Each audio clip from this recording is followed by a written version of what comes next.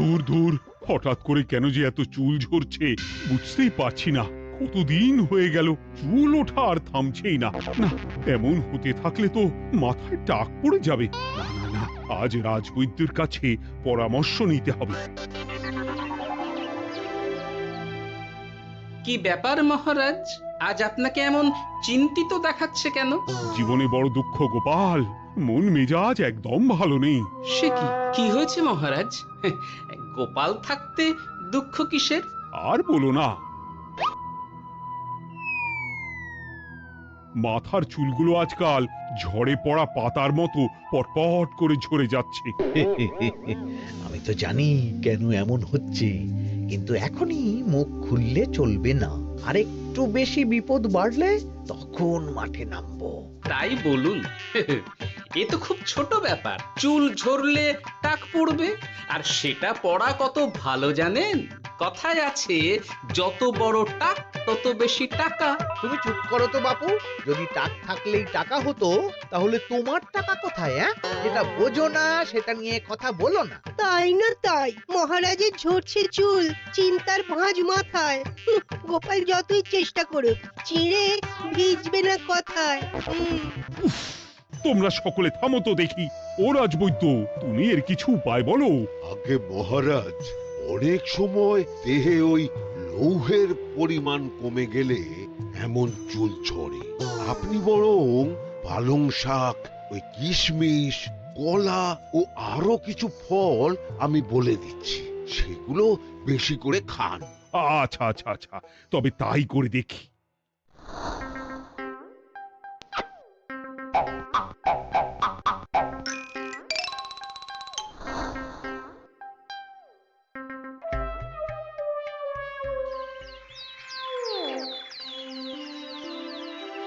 ও রাজবৈদ্য, তোমার কথা মতো শাক পাতা ফলমূল সবই তো খেলাম, চুল ঝরা বন্ধ তো হলোই না।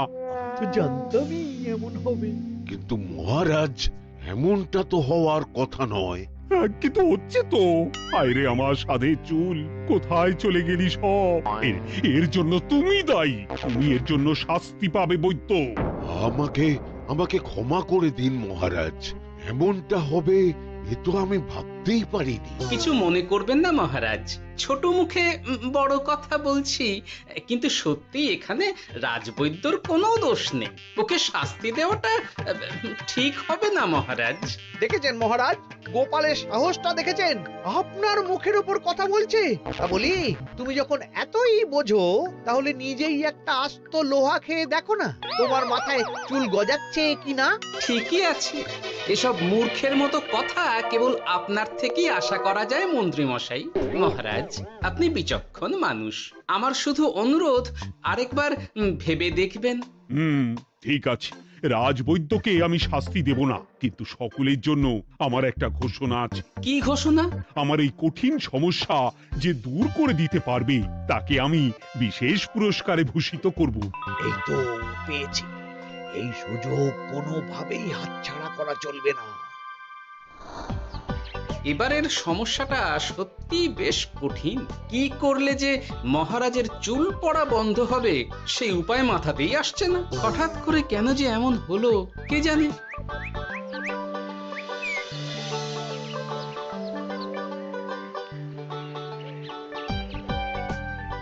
ও মা, তুমি এসে গেছো? একটু বসো, আমি তেলটা মেখেই হাত ধুয়ে খাবারটা বাড়ছি। হ্যাঁ, সে ঠিক আছে, কিন্তু তুমি কিসের তেল মাখছো এটা? কি আবার মাথার চুলের তেল? এখানেও চুল, ওদিকে মহারাজেরও চুল ঝরে পড়া নিয়ে আমরা সবাই হিমশিম খাচ্ছি গিন্নি। আরে, মহারাজের অত সুন্দর কালো চুলগুলো ঝরে যাচ্ছে, এ তো ভারী দুঃখের কথা। সে আর বলতে। ওই জন্যেই তো আমি বাবা মাথায় এই জড়িবুটি তেল মাখি। এতে চুলের গোড়া শক্ত করে, চুলকে ভালো রাখে, নতুন চুল গজায় সব। হ্যাঁ। কি কি বললে? নতুন চুলও গজায়? সত্যি? হ্যাঁ, বাহ, তাহলে আর চিন্তা কি? আমাকে এই তেলটা একটু দিতে পারবে গিন্নি? মহারাজকে দিয়ে আসি। উনি বলেছেন যে ওনার সমস্যা দূর করতে পারবে তাকে উনি পুরস্কার দেবেন। ওমা, এই তাই নাকি? এই তো দারুণ ব্যাপার গো। নাও নাও নাও, তেলখানা নিয়ে মহারাজকে কাল দিয়ে এসো তাহলে। আর জানিয়ে দিও, দিনে 2 বার কিন্তু তেল মাখতেই হবে। হ্যাঁ, আচ্ছা, ঠিক আছে।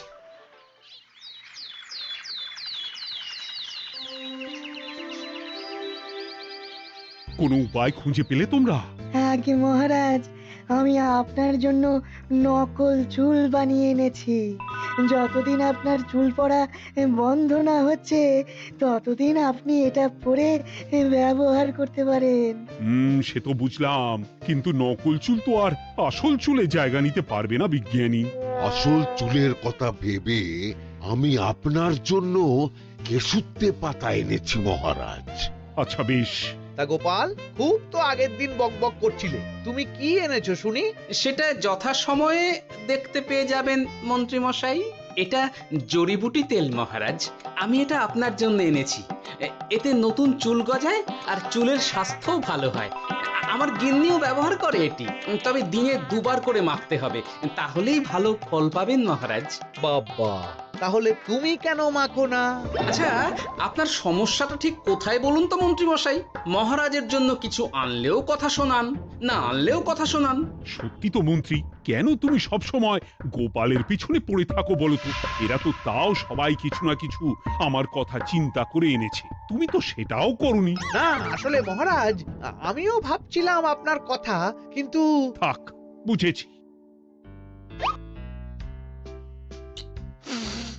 আহ, দারুণ।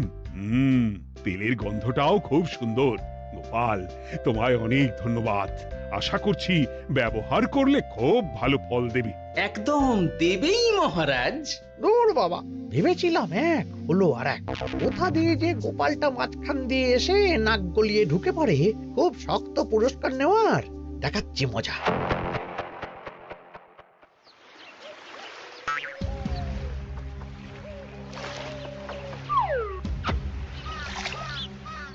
এবারে গোপালের তেল দিয়েই সব কিছু তোলপাড় করব।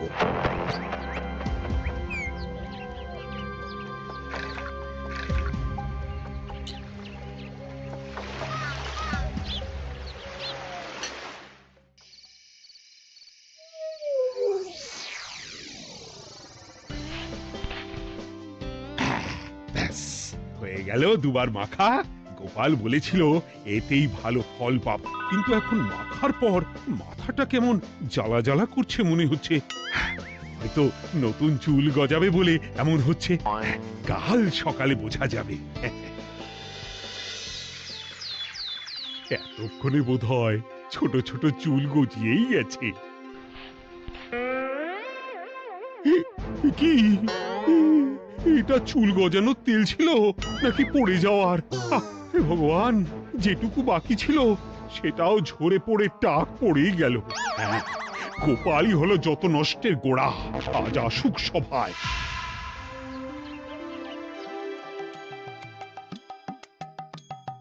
এই যে এখন এলেন উনি।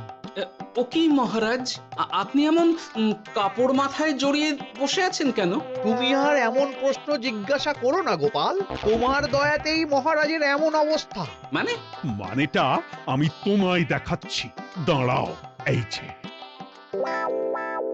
গোপালের দেওয়া তেল মেখেই আমার এমন হয়েছে, আর তার জন্য আমি তোমাকে কোনোদিনও ক্ষমা করব না গোপাল।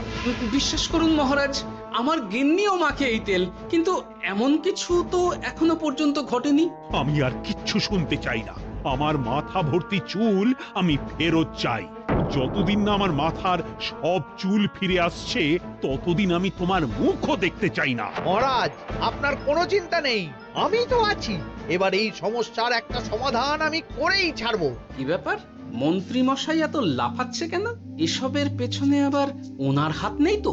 না, ব্যাপারটা পরে দেখতে হচ্ছে।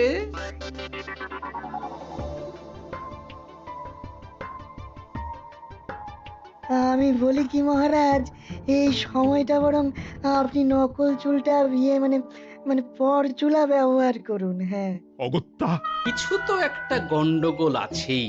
গিন্নিও তো রোজ মাথায় তেল মাখে, কই এমন তো হয় না। মন্ত্রী যদি কিছু করেও থাকে, তাহলেও হাতে নাতে ধরবো কিভাবে? ও কি গো গোপাল দাদু, এখন এই সময় তুমি রাজসভা ছেড়ে এখানে? তোদের দাদু আর রাজসভায় যাবে না রে? কি বলছো গো? কেন? আর কেন, বিনা দোষে এমন শাস্তি। তোমায় শাস্তি দিয়েছে, তুমি শুধু বলো কে তোমার সাথে কি করেছে, বাকিটা আমরা বুঝে নিচ্ছি। আচ্ছা বলছি, কৃষ্ণনগরের মন্ত্রী মশাইয়ের বাড়িটা কোন দিকে একটু বলতে পারবেন? কৃষ্ণনগরে নতুন নাকি? আগে তো আপনাকে কখনো দেখেছি বলে মনে পড়ছে না। হ্যাঁ, আমি এখানে থাকি না, আমি এখানে আমার কাজে এসেছি, তাই মন্ত্রী মশাইয়ের বাড়ির ঠিকানাটা যদি একটু বলে দেন। নিশ্চয়ই, এ পথ দিয়ে সোজা চলে যান, তারপর কিছুটা ডান দিকে গেলেই পেয়ে যাবেন। আচ্ছা, অনেক ধন্যবাদ। ভিন গাঁয়ের লোক মন্ত্রী মশাইয়ের বাড়িতে, ব্যাপারটা বেশ সন্দেহজনক লাগছে।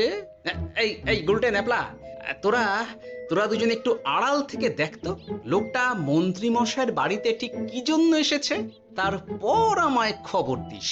ঠিক আছে গোপাল দাদু।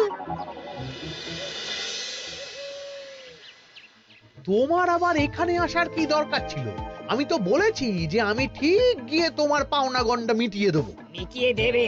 কতদিন হয়ে গেছে জানেন? দেখো, হয় আমার কীটনাশক আর সার সব ফিরিয়ে দিন, নয়তো আমার জিনিসের দাম মিটিয়ে দিন। কীটনাশক, সার আর কি করে ফেরত দেবো বলো?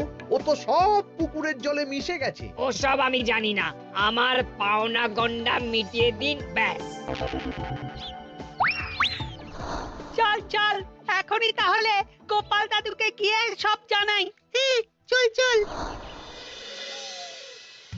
দাদু, ও গোপাল দাদু। তোরা এসে গেছিস? আয় আয় আয় আয় আয়। মন্ত্রী মশাইয়ের মুখ থেকে অনেক খবর পেলাম। তাই নাকি? কি শুনি? মন্ত্রী মশাই ওই লোকটার কাছ থেকে অনেক কীটনাশক সার নিয়েছে, কিন্তু এখনো জিনিসের দাম মেটায়নি। হ্যাঁ, ওই জন্যই তো মন্ত্রী মশাইয়ের উপর লোকটা খুব লেগেছিল, হুমকিও দিয়েছে 1 সপ্তাহের মধ্যে জিনিসের দাম সব মিটিয়ে দিতে হবে। তাই নাকি? কিন্তু কীটনাশক সার নিয়ে মন্ত্রী মশাই কি করবে? সেটা তো বলতে পারবো না দাদু। তবে হ্যাঁ, মন্ত্রী মশাই ওই লোকটাকে বলছিল যে ওই সব কীটনাশক সার পুকুরের জলে মিশে গেছে। কি বললি? পুকুরের জলে? আচ্ছা, এবার দুয়ে দুয়ে 4 করা গেল। অনেক ধন্যবাদ রে তোদের। বল বল, তোরা কি খাবি? কিচ্ছু লাগবে না গোপাল দাদু, তবে ভোলা বয় আর মিষ্টি খাওয়ালে। আচ্ছা আচ্ছা। কি করে যে মহারাজকে আসল ব্যাপারটা বোঝাই, কিছু তো একটা উপায় বের করতেই হবে। তা বলি বাবা, রাজসভায় যেতে হবে না বলে কি সারাদিন এইভাবেই শয়নে শয়নে দিন কাটাবেন বাবা? হ্যাঁ, উপায় পেয়ে গেছি। বুঝলে গিন্নি, আমাকে একটা জায়গায় যেতে হবে, বুঝলে? তারপর ওখানে যদি কাজ হয়, তাহলে আগামীকাল রাজসভায় আমি যাব। কিন্তু তুমি যে বলেছিলে তোমার এখন ছুটি। হ্যাঁ, কি আর করি বলো, গুরুত্বপূর্ণ একটা কাজ, তাই যেতেই হবে। আচ্ছা যাও। ওই গো বিজ্ঞানী, আরে গোপাল যে, বলো। এই যে বিজ্ঞানী, একটা বিশেষ দরকারে তোমার কাছে এলাম, বুঝলে? হ্যাঁ, বলোই না। আচ্ছা, এই দূষিত জলকে কিভাবে আবার পরিশুদ্ধ করে বলতে পারবে? কেন পারবো না? জলের মধ্যে একটু চুন আর ফটকিরি দিয়ে দিলেই জল আবার দূষণ মুক্ত হয়ে যাবে। তবে ওগুলো দেওয়ার পর কিছুদিন সেই জলকে ব্যবহার করা বন্ধ রাখতে হয়। হ্যাঁ। আচ্ছা আচ্ছা, অনেক ধন্যবাদ, আসি তাহলে। হ্যাঁ,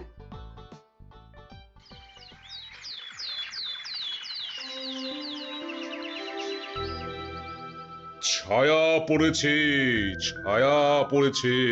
আমি বেশ বুঝতে পারছি তার ছায়া পড়েছে এখানে।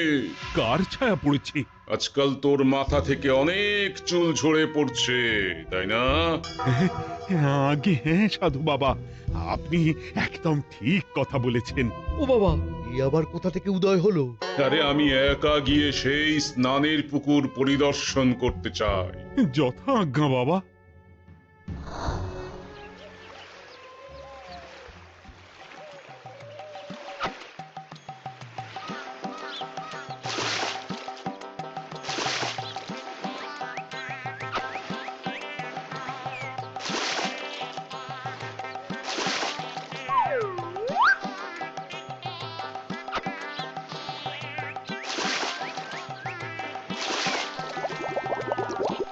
যাক বাবা, মোটামুটি সপ্তাহখানেক এভাবে থাকলেই পুকুরের জল আবার আগের মতো পরিষ্কার হয়ে যাবে।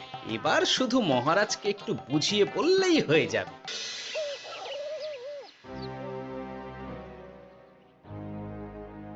কি বুঝলেন সাধু বাবা? আমার অনুমানটাই ঠিক ছিল। পুকুরের জলে কালো ছায়া পড়েছে, কুদৃষ্টি পড়েছে, তাই এমন হচ্ছে। সে কি? কি কালো ছায়া? যত সব বাজে কথা। জল দূষণ করলাম আমি, আর দোষ পড়ছে কালো ছায়ার উপর। তাহলে এখন কি হবে? চিন্তার কোনো কারণ নেই। আমি মন্ত্রপুত ভস্য ছড়িয়ে দিয়েছি। 1 সপ্তাহ ওই পুকুরের জল স্পর্শ তো দূর, পুকুরের কাছেও যাওয়া নিষেধ। তাহলে আমার মোহরের কি হবে? যথা আজ্ঞা সাধু বাবা। ও কি, তাহলে মহারাজ এতদিন স্নান করবেন কোথায়? সে কথা কাউকে চিন্তা করতে হবে না। মহারাজের ওপরে কালো ছায়া পড়া জল পড়েছে, তাই আগে সেটা শোধন করতে হবে। আমাকে তাহলে কি করতে হবে সাধু বাবা? আমার শিষ্য গোপাল আমাকে আগেই এই বিষয় জানিয়েছিল। আমি তার হাত দিয়েই তোর স্নানের জল পাঠিয়ে দেব। তাই আগামী 1 সপ্তাহ সেই জল দিয়েই তোকে স্নান করতে হবে। কি গোপাল? দেখছো তো মন্ত্রী, গোপাল আমাকে কত ভালোবাসে। আমি ওকে কত কথা শোনালাম, কিন্তু না না না না, কাল থেকেই আমি আবার গোপালকে রাজসভায় ডেকে আনবো। আমি আসছি, আমার কাজ হয়ে গেছে। আর হ্যাঁ, তোর স্নানের পুকুরের চারিদিকে প্রহরীর বন্দোবস্ত কর। কাক পক্ষীও যেন ওখানে প্রবেশ করতে না পারে। আচ্ছা বাবা, আচ্ছা।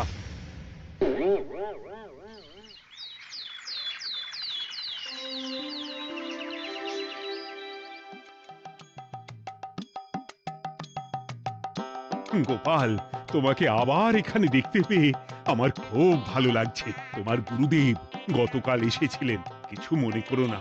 না বুঝেই তোমাকে অনেক কথা শুনিয়েছি। না মহারাজ, আমি জানি আপনি আমাকে খুব ভালোবাসেন, তাই আমি কিছু মনে করিনি মহারাজ। এই নিন, আমি আপনার স্নানের জল এনেছি। হ্যাঁ হ্যাঁ হ্যাঁ, দাও দাও দাও।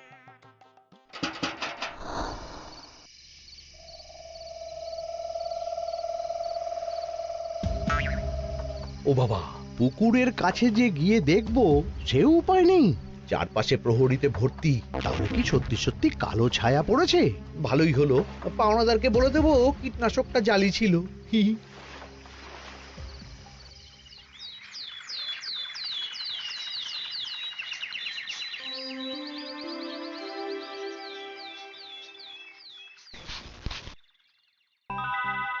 এই তো আমার সেই পুরনো কালো চুলগুলো আবার ফিরে এসেছে।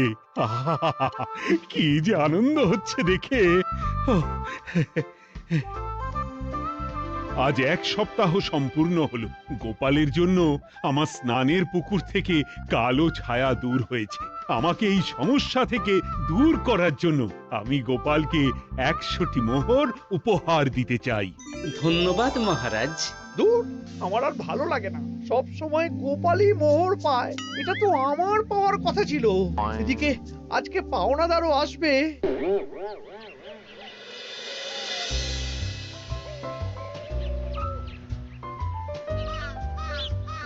গোপাল দাদু, ওই লোকটা এসে গেছে। আচ্ছা, আসছি।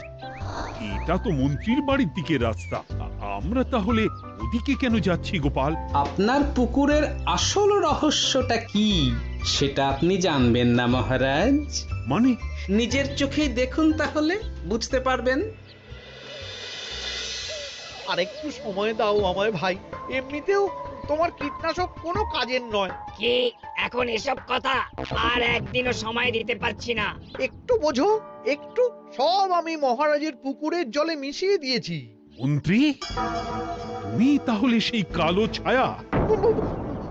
মহারাজ, আপনার পর্দা ফাঁস হয়ে গেছে মন্ত্রী মশাই। তুমি তাহলে সবটা জানতে? একদম প্রথম থেকে। রে, খুব জোর ফেঁসেছি। এদিকে পাওনাদার, ওদিকে মহারাজ, এখান থেকে কেটে পড়তে হবে। গন্ডগোল করে আবার পালানো হচ্ছে কবে রে? বলো, কেন করেছিলে? মহারাজ, আমি ভেবেছিলাম আপনার সব চুল উঠে গেলে আমি আপনার কাছ থেকে চুল গজানোর ওষুধ দেওয়ার নামে অনেক টাকা লুটবো। কিন্তু সেই ভাবনা ভাবনাই থেকে গেল, সেগুড়ে যে বালি হয়ে গেল। ভাবা যায় চুলের জন্য চুলো চুলি, হ্যাঁ?